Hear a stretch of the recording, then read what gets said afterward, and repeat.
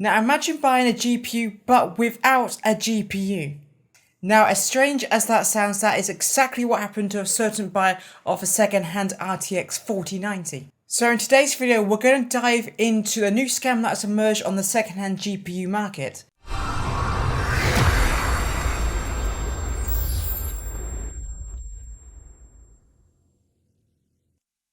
Hey, what is going on guys? My name is Madison Charlton from MLC Tech, and today's story is coming courtesy of a reader of HKEPC Media, who unfortunately did fall victim to a scam of a fake RTX 4090.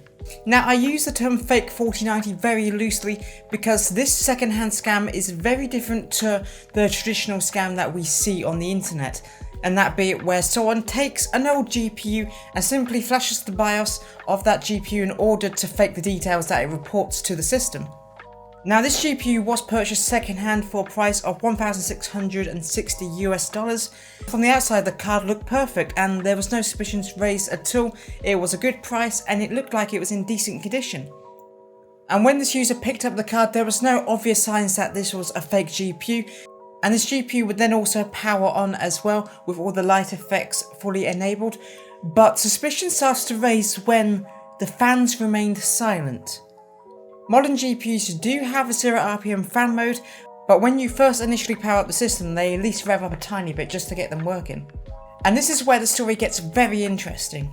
When the user opened up the graphics card, everything was pretty much intact until you took off that cooler and he discovered there was no actual GPU soldered to the PCB, which is absolutely crazy. And on this board as well, a lot of the memory modules were still soldered onto the board as well.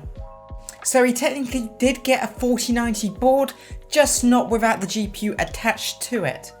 Which this is a very sneaky way to essentially sell a fake GPU, because from a visual standpoint it is identical to an actual working 4090, as it is an official board from Nvidia. So it's going to be very hard to pick up and flag this as a non-working or a fake GPU just from the pictures and general inspection alone. Which is very different to the fake GPU scams that I mentioned earlier. A lot of these listings you can see it's some no-name brand, you don't recognise the PCB layout and design from pictures and you're like, this is very suspicious. In some cases, people have been known to even Frankenstein GPUs together by taking PCBs and different GPU cores and memory modules to Frankenstein GPU together, which sort of leads into the reason why this scam happened. Now, this GPU is probably used as a donor card, where someone has harvested the GPU core from this card and placed it upon another PCB and different cooler type.